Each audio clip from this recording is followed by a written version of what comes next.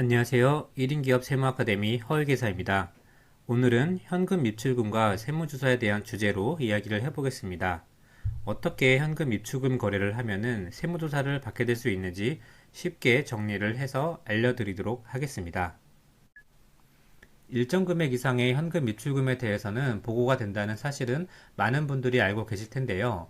이 FIU에 대해서 먼저 알아보도록 하겠습니다. FIU는 Financial Intelligence Unit의 약자로 금융정보분석원이라는 곳입니다.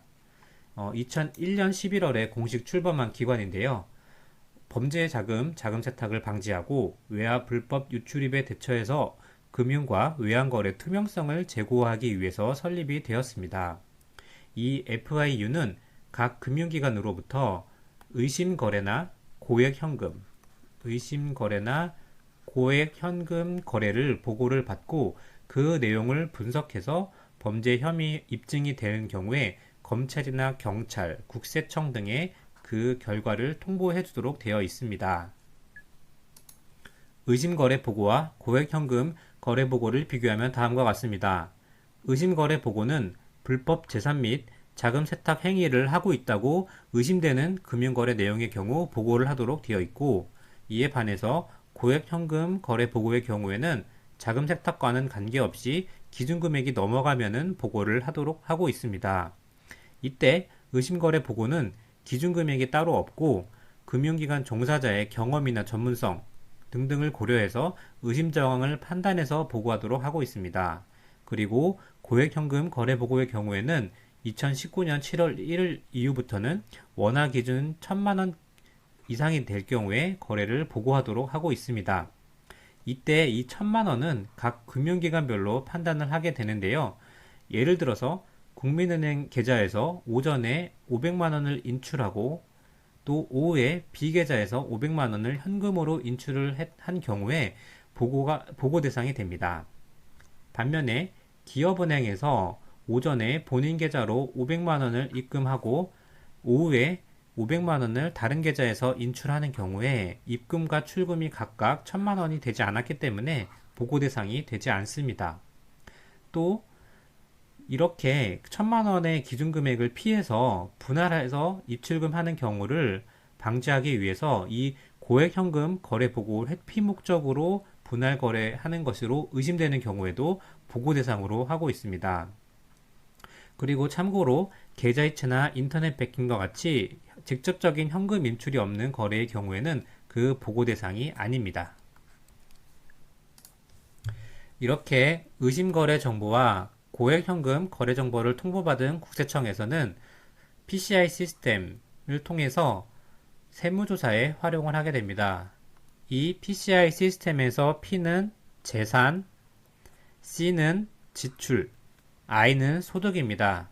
즉, 납세자가 신고한 소득과 지출한 내역, 재산 증가 내역 등을 종합적으로 고려해서 세금 탈루한 혐의 자산을 추정하는 그런 시스템인데요. 예를 들어서 한 납세자가 지난 5년간 신고한 종합소득 금액이 10억 원인데 지출한 내역들을 소비 내역을 분석해 보니까 고가의 승용차 구입, 부동산 구입, 그리고 자녀 학자금, 유학자금 등등 지출액은 그보다 큰 30억일 경우 그 차액 20억에 대해서 소득을 탈루했다라고 추정을 하게 됩니다. 이렇게 현금 입출금과 관련해서 세무조사를 받게 되면은 본인의 사업과 관련한 매출 누락이나 부모 자식 간의 현금 증여로까지 문제가 확대될 수 있습니다. 그렇다면 만일 자식의 부동산 취득을 위해서 부모와 자식 간에 현금이 오고 간 거래인 경우에는 어떻게 해야 할까요? 세법에서는 부모와 자식 간에 현금이 오고 가는 경우에 기본적으로 증여인 것으로 보기 때문에 증여가 아닌 경우라면은 증여가 아니라는 것을 적극적으로 입증을 해야 합니다. 부모 자식 간의 차입 약정을 통해서 금전 소비대차 거래라고 주장을 하기 위해서는 몇 가지 요건을 갖추고 사전에 대비를 해야 합니다. 그렇다면은 부모와 자식 간에 금전이 오고 가는 거래에 있어서 증여가 아닌 이 금전 소비대차 계약으로 인정을 받으려면은 어떠한 요건을 갖추고 있어야 되는지 알아보겠습니다. 첫 번째로는 계약서를 작성해놔야 하는데요. 이 계약이 나중에 급조된 계약이 아니라 실제 금전이 오고 가는 시점에서 작성된 거라는 것을 증명하기 위해서는 공증을 받는다든가 아니면 계약 시점에 발급받은 인감증명서를 첨부하거나 내용 증명을 작성하거나 이메일을 작성하는 등 실제 그 시점에 이루어진 계약이라는 것을 증명을 하면 됩니다. 그리고 두 번째로 세법에서 정하는 적정 이자율을 수치를 해야 하는데요. 세법에서는 이 4.6%를 적정한 이자율로 보고 있습니다. 가령 예를 들어서 2억 원을 서로 빌려주고 받는 경우에 세법에서 정하는 적정 이자율 4.6%를 적용하면은 920만 원을 서로 주고 받아야 하는데요. 이것과 차이 나는 금액이 있는 경우에 그 차이 금액을 역시 증여로 보고 있습니다. 하지만 여기에도 예외 규정이 있어서 이 차이 나는 금액이 1,000만 원까지는 증여로 보지를 않습니다. 그래서 2억 원 정도를 주고받는 경우에는 무이자로 이거를 금전소비대차 계약을 작성하셔도 2억 원 정도까지는 증여로 보지를 않게 됩니다. 그리고 다음으로 이렇게 약정한 이자에 대해서 실제 이자를 주고받는 거래 기록을 남기셔야 하는데요. 이 이자는 매월 지급할 필요는 없고요. 계약서에서 정한 대로 분기 아니면은 연간이라든지 계약서에 정한 대로 그 이자를 주고받는 거래 기록을 남기시면 되겠습니다. 그리고 실무적으로 여기까지 가기는 좀 힘들 수 있긴 한데요. 이 이자 소득에 대해서는 원천 징수를 해서 이 비영업 대금의 이익으로 신고까지 원래 하셔야 됩니다.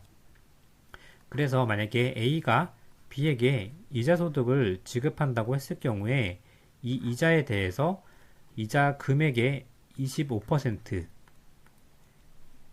지방세까지 포함하면 27.5%가 되는데요. 이 27.5%에 대해서 원천 징수를 하고 그 원천 세액을 신고를 하셔야 하는 것입니다. 이렇게 네 가지 요건 정도를 갖추시면은 과세 당국으로부터 증여가 아닌 금전소비대차 거래로 충분히 인정을 받을 수 있게 되는 것입니다.